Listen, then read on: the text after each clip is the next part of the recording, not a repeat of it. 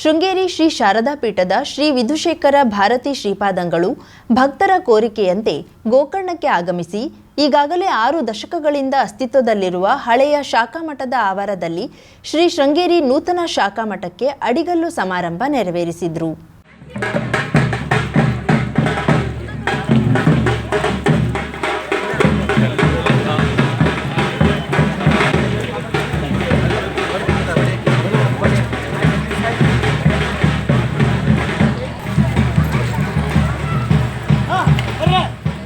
ಗೋಕರ್ಣದಲ್ಲಿ ಶ್ರೀಗಳ ಆಗಮನದಿಂದ ಹಬ್ಬದ ವಾತಾವರಣ ನಿರ್ಮಾಣಗೊಂಡಿತ್ತು. 2008ರಲ್ಲಿ ಶ್ರೀಮಠದ ಪೀಠಾಧೀಶ್ವರರಾದ ಶ್ರೀ ಭಾರತೀ ತೀರ್ಥ ಮಹಾಸ್ವಾಮಿಗಳು ಭೇಟಿ, ತರುವಾಯ 5 ವರ್ಷಗಳ ನಂತರ ಶ್ರೀಗಳು ಆಗಮಿಸಿ ವಿವಿಧ ಕಾರ್ಯಕ್ರಮದಲ್ಲಿ ಪಾಲ್ಗೊಂಡಿದ್ರು. ಈಗ ಶ್ರೀಗಳ ಆಗಮನ ಗೋಕರ್ಣದಲ್ಲಿ ಹೊಸದೊಂದು ಅಧ್ಯಾಯವನ್ನೇ ತೆರೆಯುತ್ತಿದೆ. ಗುನಗ ಸಮಾಜದ ಕುಲಗುರುಗಳಾದ ಶ್ರೀ ವಿಧುಶೇಖರ ಭಾರತಿ ಶ್ರೀಪಾದಂಗಳಿಗೆ ಗೋಕರ್ಣದ ಪುಣ್ಯಾಶ್ರಮದ ಶ್ರೀ ವಿಧುಶೇಖರ ಭಾರತಿ ಸಭಾಭವನದಲ್ಲಿ ಜಿಲ್ಲೆಯಲ್ಲಿಯೇ ಪ್ರಥಮ ಬಾರಿಗೆ ಗುನಗ ಸಮಾಜದ ವತಿಯಿಂದ ಗೌರವಿಸಿ ಆಶೀರ್ವಚನದ ಜೊತೆಗೆ ಆಶೀರ್ವಾದವನ್ನ ಪಡೆಯಲಾಯಿತು. ಗುನಗ ಸಮಾಜದ ಯುವ ವಾಹಿನಿ ಪ್ರಾರಂಭಗೊಂಡಿರುವುದು ಸಂಘಟನೆಗೆ ಶಕ್ತಿಯನ್ನ ಒದಗಿಸಿದಂತಾಗಿದೆ ಎಂದು ಶ್ರೀಗಳು ನುಡಿದರು. ಸಾಧಾರಣವಾಗಿ ಈ ಯುವ ವಯಸ್ಸಿನಲ್ಲಿ ಮನುಷ್ಯನ ಪ್ರವೃತ್ತಿ ಹೇಗಿರುತ್ತೆ, ಮನುಷ್ಯನಿಗೆ ಬಾಲ್ಯ, ಯೌವನ, ವಾರ್ಧಕ್ಯ ಅಂತ ಹೀಗೆ ಅವಸ್ಥೆಗಳಿವೆ. ಈ ಜೀವನದಲ್ಲಿ ಮೊದಲಿಗೆ ಬಾಲ್ಯ, ಆಮೇಲೆ ಯೌವನ, ಆಮೇಲೆ ವಾರ್ಧಕ್ಯ ಅಂತ ಈ ಅವಸ್ಥೆಗಳೆಲ್ಲ ಇವೆ. ಈ ಅವಸ್ಥೆಗಳಲ್ಲಿ ಮನುಷ್ಯನ ಒಂದು ಸ್ವಭಾವ ಸಾಮಾನ್ಯವಾಗಿ ಹೇಗಿರುತ್ತೆ ಅನ್ನೋದ್ರ ಬಗ್ಗೆ ಹೇಳುವಾಗ ಶಂಕರಾಚಾರ್ಯರು ಒಂದು ಮಾತು ಹೇಳ್ತಾರೆ. ಬಾಲಸ್ತಾವತ್ ಕ್ರೀಡಾಸಕ್ತಃ, ತರುಣಸ್ತಾವತ್ ತರುಣೀಸಕ್ತಃ, ವೃದ್ಧಸ್ತಾವತ್ ಚಿಂತಾಸಕ್ತಃ ಅಂತ ಹೇಳ್ತಾರೆ. ಅಂದರೆ ಇದರ ಅರ್ಥ ಏನು? ಬಾಲಸ್ತಾವತ್ ಕ್ರೀಡಾಸಕ್ತಃ, ಬಾಲ್ಯಾವಸ್ಥೆ ಚಿಕ್ಕ ವಯಸ್ಸಿನಲ್ಲಿರುವಾಗ ಸಾಮಾನ್ಯವಾಗಿ ಪ್ರವೃತ್ತಿ, ನಮ್ಮ ಮನಸ್ಸಿನ ಪ್ರವೃತ್ತಿ ಹೇಗಿರುತ್ತೆ ಅಂತಂದರೆ ಎಷ್ಟೊತ್ತಿಗೂ ಆಟ ಆಡ್ತಾ ಇರಬೇಕು ಅಂತಲೇ ಮನಸ್ಸು ಬಯಸ್ತಾ ಇರುತ್ತೆ, ಅದರ ಕಡೆಗೆ ಗಮನ ಹೋಗ್ತಾ ಇರುತ್ತೆ, ವಿದ್ಯಾಭ್ಯಾಸದ ಕಡೆ ಗಮನ ಹೋಗುವುದಿಲ್ಲ. ಈ ಯುವ ವಯಸ್ಸಿಗೆ ಬಂದ ಮೇಲೆ ಏನಾಗುತ್ತೆ ಅಂತಂದರೆ ತರುಣಸ್ತಾವ ತರುಣೀಸಕ್ತಃ ಅಂದರೆ ಏನು? ಭೋಗಗಳಲ್ಲಿ ಆಯಾ ಭೋಗಗಳನ್ನು ಅನುಭವಿಸ್ತಾ ಇರಬೇಕು, ಎಷ್ಟೊತ್ತಿಗೂ ಆ ಭೋಗಗಳನ್ನು ಅನುಭವಿಸಬೇಕು ಅನ್ನೋದ್ರ ಕಡೆಗೆ ಮನಸ್ಸು ಹೋಗ್ತಾ ಇರುತ್ತೆ, ಅದರ ಕಡೆಗೆ ಮನಸ್ಸು ಎಳೀತಾ ಇರುತ್ತೆ.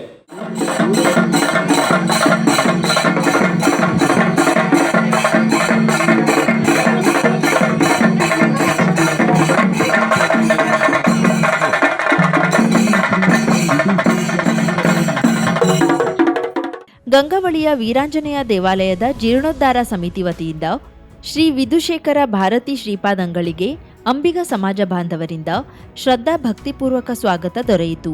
ವೀರಾಂಜನೇಯ ದೇಗುಲದ ಶಿಲಾನ್ಯಾಸ ನೆರವೇರಿಸಿ ಶ್ರೀ ವೀರಶೇಖರ ಭಾರತಿ ಶ್ರೀಪಾದಂಗಳು ಆಶೀರ್ವಚನ ನೀಡಿ ಮಾತನಾಡಿ, ಹಲವಾರು ಜಾತಿ ಜನಾಂಗದವರು ನಮ್ಮ ಶೃಂಗೇರಿ ಶಾರದಾ ಮಾತೆಯ ಸದ್ಭಕ್ತರಾಗಿ ಪೀಠಕ್ಕೆ ಗೌರವವನ್ನ ನೀಡಿ ತಮ್ಮ ಮಾರ್ಗದರ್ಶನದಂತೆ ಶಕ್ತಿ ದೇವತೆಯಾದ ವೀರಾಂಜನೇಯ ದೇಗುಲದ ಶಿಲಾನ್ಯಾಸ ಕಾರ್ಯಕ್ರಮವನ್ನು ಆಯೋಜಿಸಿರುವುದು ಭಕ್ತವೃಂದದ ಶ್ರದ್ಧಾ ಭಕ್ತಿಗೆ ಸಾಕ್ಷಿಯಾಗಿದೆ. ನಿಮ್ಮೆಲ್ಲರಿಗೂ ಸನ್ಮಂಗಳವಾಗಲಿ ಎಂದು ಆಶೀರ್ವದಿಸಿದರು. ಇವತ್ತಿನ ದಿವಸ ಈ ಗಂಗೇಕೊಳ್ಳ ಗ್ರಾಮದಲ್ಲಿ ಮಾರುತಿಯ ನೂತನ ದೇವಸ್ಥಾನವನ್ನು ನಿರ್ಮಾಣ ಕಾರ್ಯ ಪ್ರಾರಂಭ ಮಾಡಿ ದೇವಸ್ಥಾನದ ನಿರ್ಮಾಣ ಕಾರ್ಯವನ್ನು ಪ್ರಾರಂಭ ಮಾಡಿ ಒಂದು ವಿಶೇಷವಾದಂತಹ ದೇವಸ್ಥಾನವನ್ನು ನಿರ್ಮಿಸಲು ಸಂಕಲ್ಪ ಮಾಡಿರುವುದು ಅತ್ಯಂತ ಸಂತೋಷಕರವಾದಂತಹ ಒಂದು ವಿಷಯ. ಹಿಂದಿನಿಂದ ಇಲ್ಲಿರ್ತಕ್ಕಂತಹ ಆಂಜನೇಯ ಸ್ವಾಮಿಗೆ ಈ ಒಂದು ವಿಶೇಷವಾದ ಸನ್ನಿಧಾನವನ್ನು, ಒಂದು ವಿಶೇಷವಾದ ದೇವಸ್ಥಾನವನ್ನು ನಿರ್ಮಾಣ ಮಾಡಿಸಬೇಕು ಅಂತ ಇಲ್ಲಿಯ ಸಮಸ್ತ ಮೀನುಗಾರರು ಎಲ್ಲರೂ ಸಹ, ಈ ಗ್ರಾಮಸ್ಥರು ಎಲ್ಲರೂ ಸಹ ಸೇರಿ ಸಂಕಲ್ಪ ಮಾಡಿದ್ದೀರಿ. ಇದು ಅತ್ಯಂತ ಸಂತೋಷಕರವಾದಂತಹ ಒಂದು ವಿಷಯವಾಗಿದೆ. ನಾವು ಈ ಸಂದರ್ಭದಲ್ಲಿ ಶಾರದಾ ಚಂದ್ರಮೌಳೀಶ್ವರರ ಹಾಗೂ ನಮ್ಮ ಗುರುಗಳಾದ ದಕ್ಷಿಣಾಮ್ನಾಯ ಶೃಂಗೇರಿ ಶಾರದಾ ಪೀಠದ ಜಗದ್ಗುರು ಶ್ರೀ ಶ್ರೀ ಭಾರತೀ ತೀರ್ಥ ಮಹಾಸ್ವಾಮಿಗಳವರ ವಿವಿಧ ಧಾರ್ಮಿಕ ಕಾರ್ಯದಲ್ಲಿ ಸತತ 3 ದಿನಗಳ ಕಾಲ ಪಾಲ್ಗೊಂಡು ಶ್ರೀ ವಿಧುಶೇಖರ ಭಾರತಿ ಶ್ರೀಗಳು ಆಶೀರ್ವದಿಸಿರುವುದು ಶ್ರೀಮಠದ ಭಕ್ತರಿಗೆ ಹೊಸ ಚೈತನ್ಯ ನೀಡುವಂತಾಗಿದ್ದು, ಈ ಎಲ್ಲ ಕಾರ್ಯಕ್ರಮಗಳಲ್ಲಿ ಶ್ರದ್ಧಾ ಭಕ್ತಿಪೂರ್ವಕವಾಗಿ ವಿನಯದಿಂದ ಆಗಮಿಸಿ ಪಾಲ್ಗೊಂಡ ಸರ್ವ ಆಸ್ತಿಕ ಭಕ್ತ ಸಮೂಹಕ್ಕೂ ಸಹಕರಿಸಿದ ವಿವಿಧ ಸಂಘ ಸಂಸ್ಥೆಗಳಿಗೂ ಗೋಕರ್ಣ ಅನುವಂಶೀಯ ಉಪಾಧಿವಂತ ಮಂಡಳ ಮತ್ತು ಶ್ರೀ ಮಹಾಬಲೇಶ್ವರ ಅರ್ಚಕ ಕುಟುಂಬದ ವತಿಯಿಂದ ಕೃತಜ್ಞತೆಗಳನ್ನು ಅನುವಂಶೀಯ ಉಪಾಧಿವಂತ ಮಂಡಲದ ವೇದಮೂರ್ತಿ ರಾಜಗೋಪಾಲ್ ಅಡಿ ಅರ್ಪಿಸಿದ್ರು. ಕರಾವಳಿ ಮುಂಜಾವು ಡಿಜಿಟಲ್ ನ್ಯೂಸ್, ಸುಭಾಷ್ ಕಾರೆಬೈಲ್, ಅಂಕೋಲಾ.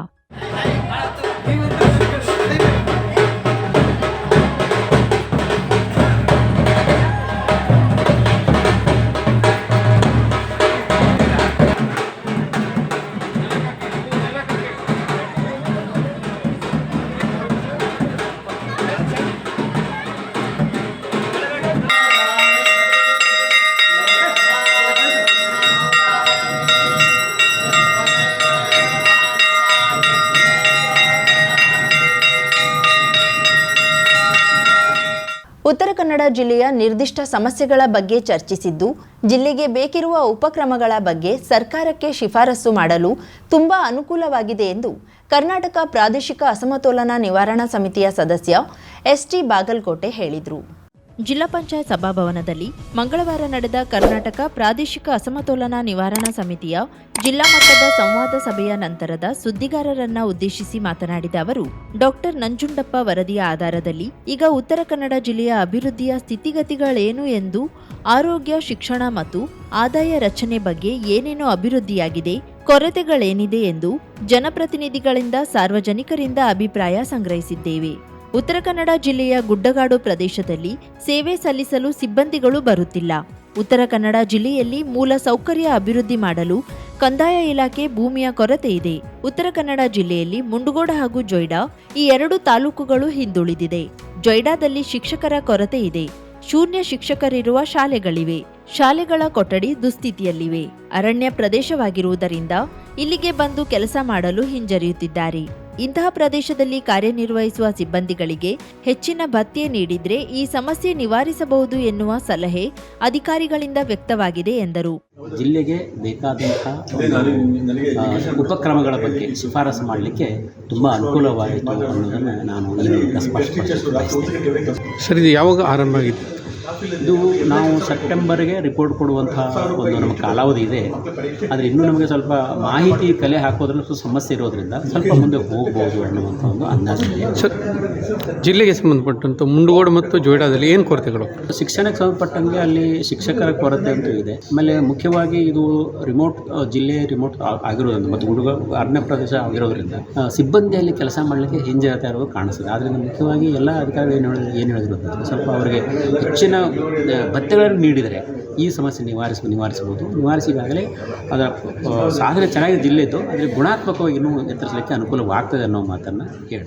ಜಿಲ್ಲೆಯಲ್ಲಿ ಸಿಆರ್ಝೆಡ್, ಅರಣ್ಯ ಸಂರಕ್ಷಣಾ ಕಾಯ್ದೆ, ಕರಾವಳಿ, ಗುಡ್ಡಗಾಡು ಪ್ರದೇಶ, ಅರಣ್ಯ ಪ್ರದೇಶಗಳಲ್ಲಿರುವ ಕಾರಣಕ್ಕೆ ಉತ್ತರ ಕನ್ನಡ ಜಿಲ್ಲೆಯಲ್ಲಿ ಅಭಿವೃದ್ಧಿ ಕೈಗೊಳ್ಳಲು ಮಿತಿಗಳಿವೆ.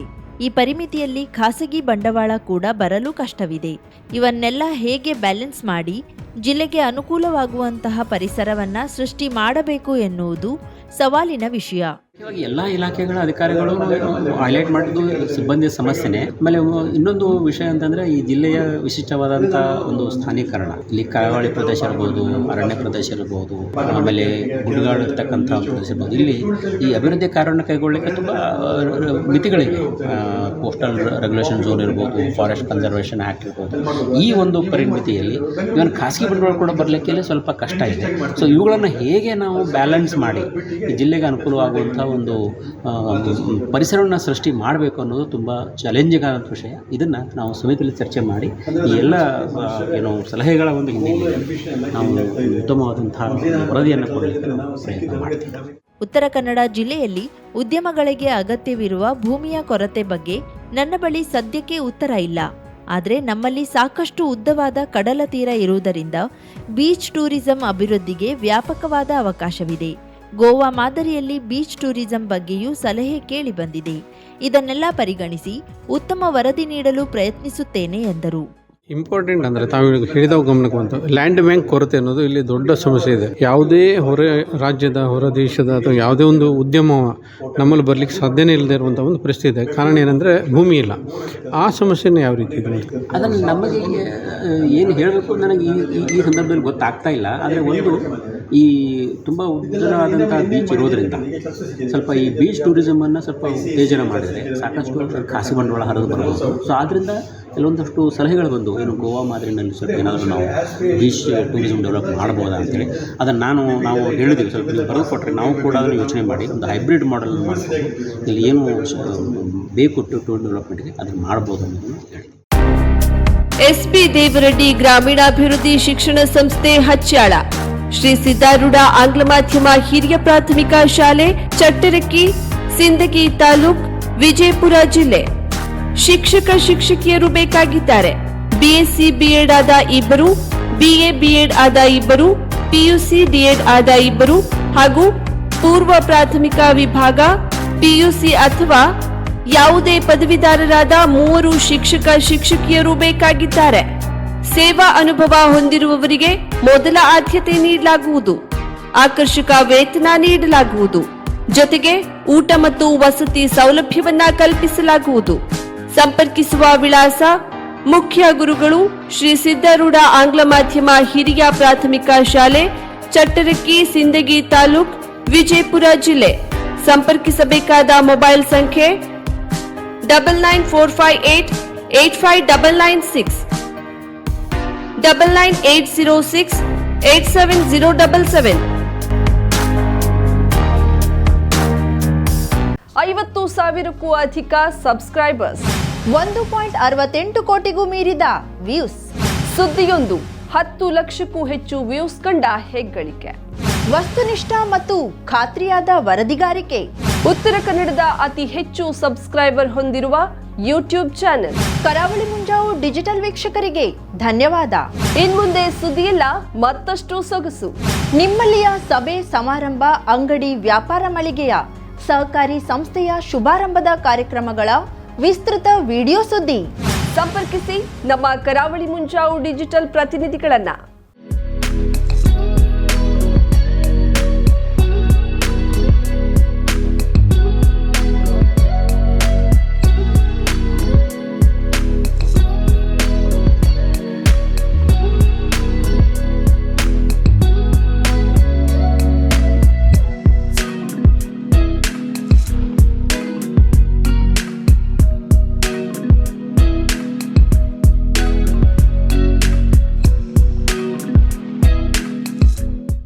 ಸಮಾರಂಭ ನಿಮ್ಮದು, ಸಂಭ್ರಮ ನಮ್ಮದು. ನೋಡ್ತಾ ಇರಿ ಕರಾವಳಿ ಮುಂಜಾವು ಡಿಜಿಟಲ್.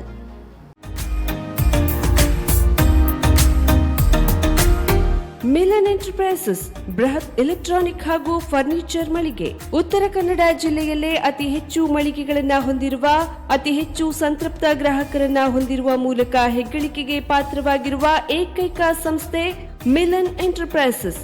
ನಮ್ಮ ಮಳಿಗೆಗಳಲ್ಲಿ ಪ್ರಸಿದ್ಧ ಕಂಪನಿಗಳ electronic refrigerator, washing machine, LED TV, ಎಸಿಗಳು ಲಭ್ಯ. ಭಾರತದ ಕರಾವಳಿ ಹವಾಮಾನಕ್ಕೆ ಹೊಂದಿಕೊಳ್ಳುವ ನಂಬರ್ 1 ಬ್ರ್ಯಾಂಡ್ ಆದ ಗೋದ್ರೇಜ್ ಕಂಪನಿಯ ಕಪಾಟು, ಆಫೀಸ್ ಟೇಬಲ್, ಆಫೀಸ್ ಚೇರ್, ಬ್ಯಾಂಕ್ಗಳಿಗೆ ಹಾಗೂ ಚಿನ್ನದ ಅಂಗಡಿಗಳಿಗೆ ಬೇಕಾಗುವ ಸೇಫ್ ಲಾಕರ್ಗಳು ಅತಿ ಕಡಿಮೆ ಬೆಲೆಯಲ್ಲಿ ಲಭ್ಯವಿದೆ.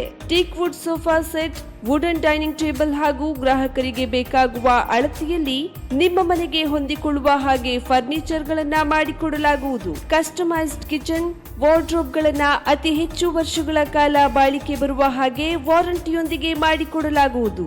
ನಮ್ಮಲ್ಲಿ ಡ್ಯೂರಾಫ್ಲೆಕ್ಸ್, ಗೋದ್ರೇಜ್ ಕಂಪನಿಯ memory foam mattress, orthopaedic mattress, spring ಮ್ಯಾಟ್ರೆಸ್ಗಳು ಕಡಿಮೆ ಬೆಲೆಯಲ್ಲಿ ಲಭ್ಯ. ವಿವಿಧ ಕಂಪನಿಗಳ ನವೀನ ಮಾದರಿಯ ಮಿಕ್ಸರ್, ಗ್ರೈಂಡರ್, ಫ್ಯಾನ್, ಕುಕ್ಕರ್, ತವಾ, ಫ್ಲಾಸ್ಕ್, ಮೈಕ್ರೋ ಓವೆನ್ಗಳು ಲಭ್ಯವಿದೆ. 0% ಬಡ್ಡಿಯೊಂದಿಗೆ ಸ್ಥಳದಲ್ಲಿಯೇ ಬಜಾಜ್ ಫೈನಾನ್ಸ್ ನಿಂದ ಸಾಲ ಸೌಲಭ್ಯವಿದೆ. ಮಿಲನ್ ಎಂಟರ್ಪ್ರೈಸಸ್ ನಲ್ಲಿ ಖರೀದಿ ಮಾಡುವ ಗ್ರಾಹಕರಿಗೆ ಡಿಸ್ಕೌಂಟ್ ಮತ್ತು ಗಿಫ್ಟ್ ಜೊತೆಗೆ ಪ್ರತಿ 2,000 ರೂಪಾಯಿಗಳ ಖರೀದಿಗೆ ಒಂದು ಬಂಪರ್ ಲಕ್ಕಿ ಡ್ರಾ ಕೂಪನ್ ನೀಡಲಾಗುವುದು.